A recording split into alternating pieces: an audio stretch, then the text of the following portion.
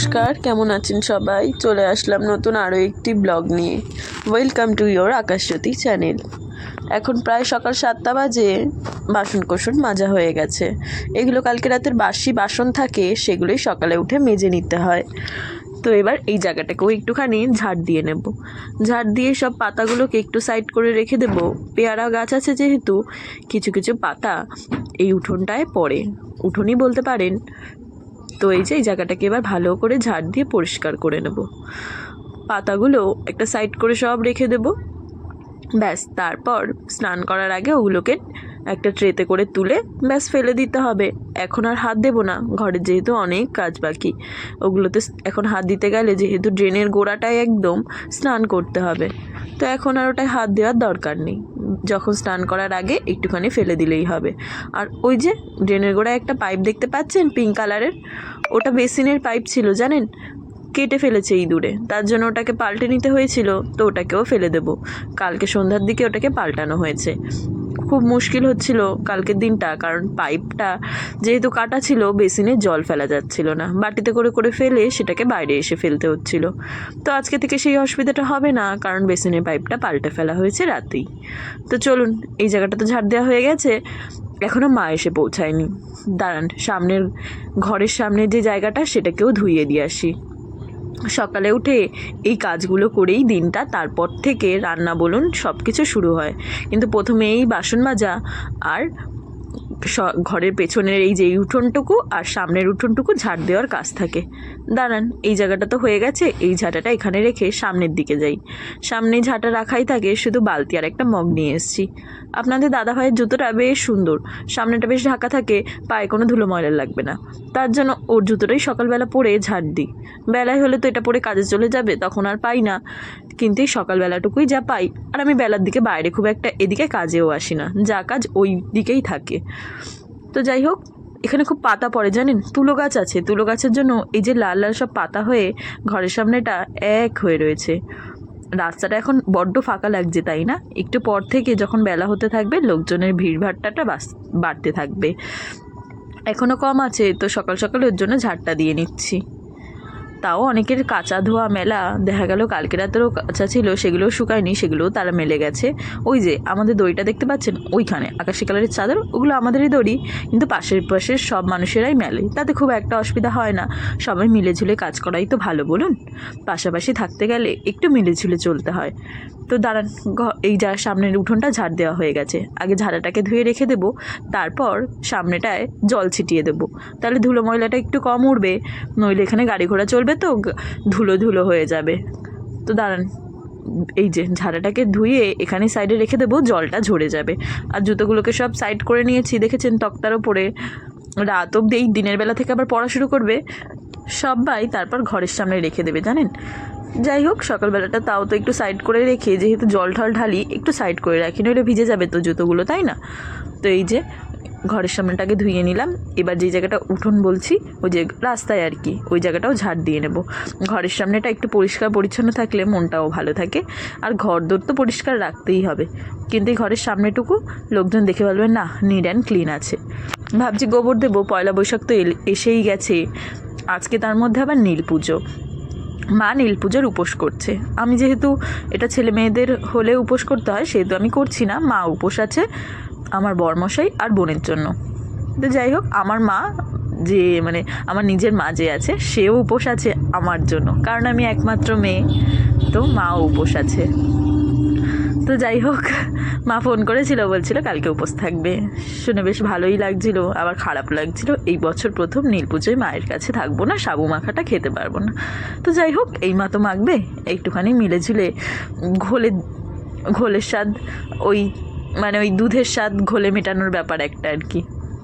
তো যাই হোক, তারপর ঘরের সামনেটা ঝাড় দিয়ে জল ঠল দিয়ে এসছি ছড়িয়ে। আর একটা গাছ এসছে, কী গাছ বলুন দেখি ওটা, কমেন্টে সবাই জানাবেন। ওই গাছটায় কোন গাছে আমি জল দিলাম, আর একটু পেছনে গিয়ে দেখে আসতে পারেন। কী গাছ ওটা, এটা আমি এখন বলবো না, আপনারা যদি না বলতে পারেন পরে কোনো একটা ভিডিওতে বলে দেব উঠোন ঝাড় দিতে দিতে। তো যাই হোক, এবার ঘরটাও ঝাড় দিয়ে নিই। বিছনা এখনও তোলা হয়নি, আপনাদের দাদাভাই এই সবে বিছনা ছাড়লো। ততক্ষণে আমি ঝাঁটা হাতে নিয়ে নিয়েছি, তাই ভাবলাম আগে ঝাঁটাটা যখন হাতেই নিয়েছি তো ঝাঁটটা দিয়েই নিই, তারপর না হয় বিছনা তোলা যাবে। কারণ ঘর তো আবার মুছবই, সেই আবার একটু আধটু ধুলোধালা সে এমনিই চলে যাবে। আর এমনি দিনে 3বার করে ঘর ঝাড় দেওয়া লেগেই থাকে, তাই ওই নিয়ে খুব একটা অসুবিধা হবে না। তো ঘর দোর ঝাড় দিয়ে নিচ্ছি। এবার আজকে সকালে মেন কোনো কাজ নেই জানেন, ডিম ওই বাটার টোস্ট করে দেবো। একটুখানি পাউরুটি সেকে তার সঙ্গে বাটার দিয়ে দেবো, চিনি দিয়ে বাটার দিয়ে তারা মাখিয়ে মাখিয়ে খাবে। বোন বলুন, তারপরে আপনাদের দাদাভাই বলুন, ওদের। আমিও খাবো ভাবছি, কিন্তু একটু বেলা করে, এত সকাল সকাল খাবার নিয়ে বসবো না। আর ওই যে বাসন কোসনগুলো বাইরে দিয়ে আনলাম, ওগুলোকে এই যে এই টেবিলটার ওপর সব ভোট দিয়ে রেখে দিয়েছি, খেয়াল করছেন? কি বলুন তো, একদম এনেই সঙ্গে সঙ্গে তাকে তুলে দিলে জলটা ঠিক করে ঝরবে না। এই জায়গাটা রাখলে একটুখানি জলটা ঝরে যাবে আর আমার সময়টাও বাঁচবে, পরে না হয় আমি তুলে দেব। আর এগুলোকে 4টে করে এক একটা তাওয়াতে হয়ে যাচ্ছে এরকম ছ্যাঁকা, তো আমি 4টে করে করেই বসাচ্ছি। একটু তাড়াতাড়ি হবে, 3টে হলে ভালো হয়, 4টে হলে একটু সমস্যা হলেও যেহেতু একটু তাড়াতাড়ি হবে তাই। তো চলুন এগুলোকে গরম করে নিই। আর এই যে আমুলের বাটার, ও মা, আমি ভাবলাম বাটার বোধহয় অনেকটাই আছে, সবার হয়ে যাবে। পরে খুলে দেখি যে না, অল্পই আছে। একজন মানুষেরই হয়, কিন্তু এই টেনে টেনে 2জনকে খাইয়ে দেওয়া যাবে। কি আর করব বলুন, আজকে একটু চালিয়ে নিতে হবে। অন্যান্য দিন যখন থাকে তখন তো বেশি করেই দিই, কিন্তু আজকে যেহেতু কম আছে একটু কম করেই চালাতে হবে। তো যাই হোক, রুটিগুলোকে ছেঁকে নিয়ে একটু কড়া কড়া করে, আর ওই যে বাটারটা গলে যাবে ততক্ষণে পাশে বসিয়ে দিয়েছি। গ্যাসের ফ্লেমটা একটু কমিয়ে রেখেছি যাতে স্টিলের বাটিটা না পুড়ে যায়। তাওয়ার ওপর রেখেছি তো গরমে বেশ গলে যাবে। দাঁড়ান, পাউরুটিগুলো মোটামুটি গরম হয়ে এসছে, এবার এগুলোকে তুলে দেবো। হ্যাঁ, হয়ে এসেছে। এই যে আকাশি রঙের প্লেট নিয়ে নিয়েছি, প্লেটে বেশ সাজিয়ে গুছিয়ে খেতে দিতে বড্ড ভালো লাগে, থালায় সবসময় দিতে ভালো লাগে। এই প্লেটগুলোকে মা ফেলেই দিচ্ছিল, আমি বললাম যে ফেলো না, রেখে দাও, আমি কোনো একটা কাজে লাগিয়ে দেবো। সবসময় থালায় কি সত্যি কথা বলতে দিতে ভালো লাগে, এর জন্য। তো এই যে 4খানা প্লেট, আরেকটা হলে বেশ ভালো হতো, 5জন মানুষ 5খানা হতো, তো অসুবিধা হয় না, এদিক ওদিক হয়ে ম্যানেজ হয়ে যায়। আর অন্য প্লেট তো আছে, তখন হয় একটা এক্সট্রা নিয়ে যাই, কিন্তু ওই যে একরকম প্লেট হলে দেখতে সুন্দর লাগে। খুব দেখনদারিতে বিশ্বাস করি খাওয়া দাওয়ার ক্ষেত্রে, মানে একটুখানি গুছিয়ে পরিপাটি করি, একটু খাবার খেতে বড্ড ভালোবাসি আর খাওয়াতেও ভালোবাসি, কি একটা অভ্যাস।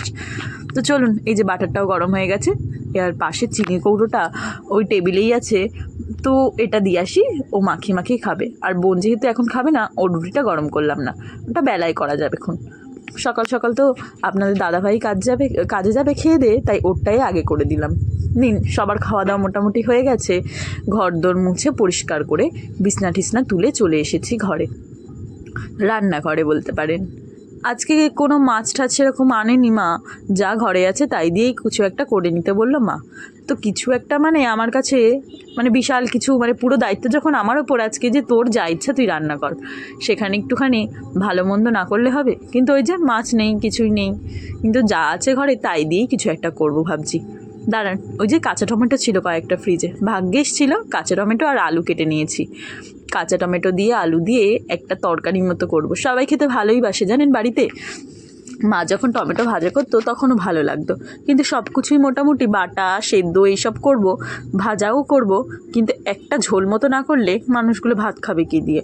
তো একটা তো ঝোল করতেই হবে, তাই টমেটো আলু দিয়ে ঝোল করব, টমেটোটাকে আর ভাজবো না। তো এই যে কড়াই বসিয়ে দিয়েছি, প্রথমেই বরবটি ভর্তা করব, মানে বরবটি বাটা। তার জন্য বরবটিগুলোকে একটুখানি জল দিয়ে ভাপিয়ে নেবো। দাঁড়ান, কড়াইটাকে ভালো করে ধুয়ে নিই একবার। কড়াইগুলো কি সুন্দর চকচক করছে, প্রত্যেকটা কড়াই দেখেছেন আমাদের কিন্তু উনুনেও রান্না হয়। ওই যে ডোলে মেজে পরিষ্কার করে রাখলে কড়াইগুলো কি সুন্দর দেখতে লাগে, মনেই হবে না এগুলো দিয়ে উনুনে রান্না করা হয়। তো চলুন, বরবটিগুলোকেও ভালো করে ধুয়ে নিয়েছি, এবার এগুলোকে একটু ভাপে বসিয়ে দিই। এই যে ধোয়া মাজা কমপ্লিট।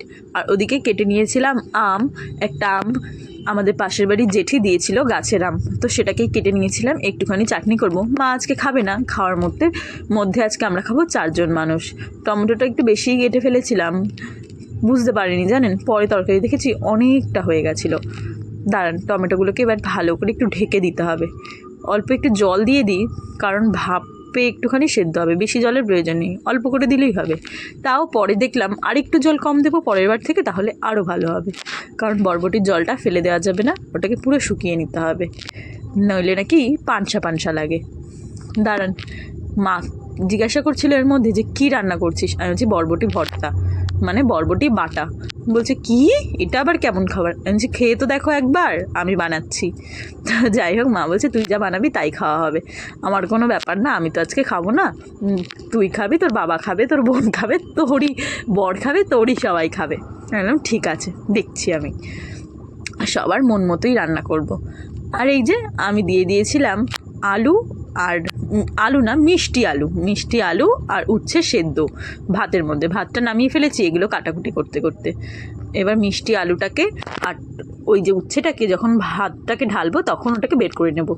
দাঁড়ান, তার আগে একটুখানি, হাতটা খুব জ্বালা করছে জানেন, খুব কষ্ট হচ্ছে। কালকে হাতের কটটা যে কেটে গেছিলো, ওখান থেকে একটু রক্ত বেরিয়ে গেছে। আর মেন ওই যে পটলে নুন হলুদ মাখাতে গিয়ে একটু নুন ঢুকে জ্বালাটা একটু বড্ড বেশি করছে। তো কিছু করার নেই, জ্বালা করছে, রান্নাবান্না আমাকেই করতে হবে, সব আমাকেই করতে হবে। মার তো আজকে উপোস, মা এমনিই শুয়ে থাকবে। অন্যান্য দিন একটু আধটু করে দেয় সত্যি কথা বলতে, কিন্তু আজকে তো একদমই পারবে না, কারণ আজকে মা উপোস, সেহেতু শরীরটা এমনিতেই দেবে না, কাজবাজ করলে বেশি খিদে পেয়ে যেতে পারে। তো মাকে বললাম যে তোমায় তাহলে করতেও হবে না, তুমি শুয়ে থাকো। তো এই যে আমি প্রথমেই ওটা ভর্তাটা মোটামুটি ভাপিয়ে নিয়েছি, যেটা বরবটিটাকে, সেটাকে একটা বাটিতে ঢেলে রাখবো। তারপর বরবটি ভর্তার জন্য যেই সব জিনিসগুলোকে আমাকে ভেজে নিতে হবে সেগুলো ভাজা শুরু করে দেবো। দাঁড়ান, মোটামুটি পরিষ্কার আছে, তাও কড়াইটাকে একবার ধুয়ে নিলাম। ভেজে নিয়েছিলাম রসুন আর শুকনো লঙ্কা আর পেঁয়াজ, ব্যাস এই কটাই ভাজার মধ্যে লাগবে। আর দুটো কাঁচা লঙ্কা ভেজেছিলাম, যেগুলোকে একটু চিড়ে নিয়েই ভেজেছি, নইলে আবার ফাটবে, কিন্তু মনে রাখবেন কাঁচা লঙ্কা যেন চিড়েই দেবেন। তো ওগুলোকে দিয়ে এবার ওর মধ্যে বরবটিটাকেও দিয়ে দেবো। দাঁড়ান, পেঁয়াজটাকেই দিয়ে দিই আগে। পেঁয়াজটা ততক্ষণে ভাজা হচ্ছিল, আমি রসুন আর লঙ্কাটা দিয়েছিলাম আর এই পেঁয়াজ দিলাম। এবার এরপর দিয়ে দিতে হবে বরবটিটাকে। বরবটি দিয়ে নুন দেবেন পরিমাণ মতো, কম হলেও সমস্যা নেই, কারণ কড়াই যখন এরপর আবার টালবো তখন আপনারা নুনটা চেক করে নিতে পারবেন। তো এই যে বরবটিগুলোকে দিয়ে দিচ্ছি, কিন্তু অল্প করে নুনটা কিন্তু দেবেন এই সময়, কারণ নুনটা না দিলে পানসা হয়ে যাবে, পরে যতই নুন মেশান সেরকম স্বাদটা আর আসবে না। আর দিয়ে দেবো অল্প কাঁচা সর্ষের তেল, যেটা মাস্ট, অল্প, বেশি না, একটুখানি, জাস্ট একটা ডিম ভাজার মতন দেবেন, তাহলেই হবে। দিয়ে এবার এটাকে একটুখানি ঠান্ডা হতে সাইডে রেখে দেবো, তারপর পেস্টটা করে নেবো। এখন অন্য রান্না বসিয়ে দিই। প্রথমে পটলটাকে ভেজে দিচ্ছি। 4টে না 5টা ঘরে পটল ছিল, তা ভাবলাম ভেজেই দিই, কী আর হবে 5টা পটল দিয়ে। 5টা পটলের আমাদের 5 জন মানুষের ঝোলও খেতে পারবো না, বা কোনো পটল তেলও হবে না, পটল দরমাও হবে না, কোনো রান্নাই হবে না। তো ওটা দিয়ে আমি ভেজে দিলাম, যখন পরে আবার পটল আনবে, বেশি করে আনবে, তখন একসঙ্গে রান্না করব। 5টা পটল ভেজেছি, ওই দুটো করে ভাগে পড়বে, দুটো এক্সট্রা রয়ে যাবে, যে খেতে ভালোবাসে সে খেয়ে নেবে। তো এই যে পটলটাকে ভাজা হয়ে গেছে, এবার বসিয়ে দেবো টমেটো আলুর তরকারি। আর কি করব জানেন, চাটনি করব।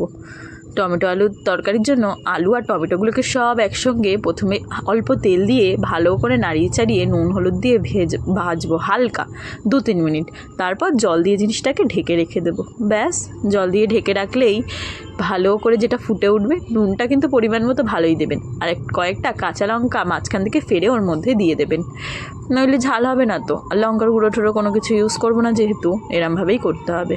দাঁড়ান, মিক্সচারে ততক্ষণে বাটা হয়ে গেছে, ওদিকে টমেটো আলুটা ফুটুক, পরে ওটা সোমবার দিতে হবে। এর মধ্যে আমি মিক্সচারে ওটা বেটে নিয়েছি ঠান্ডা হওয়ার পরে। এবার এটাকে কড়াইয়ে দিয়ে দেওয়ার পালা। কড়াইয়ে আবার একটুখানি জিরা, কালো জিরা, তেলের মধ্যে সর্ষের তেল ইউজ করবেন, কোনো রিফাইন তেল এই রান্নাটায় ইউজ হবে না বরবটি বাটাতে।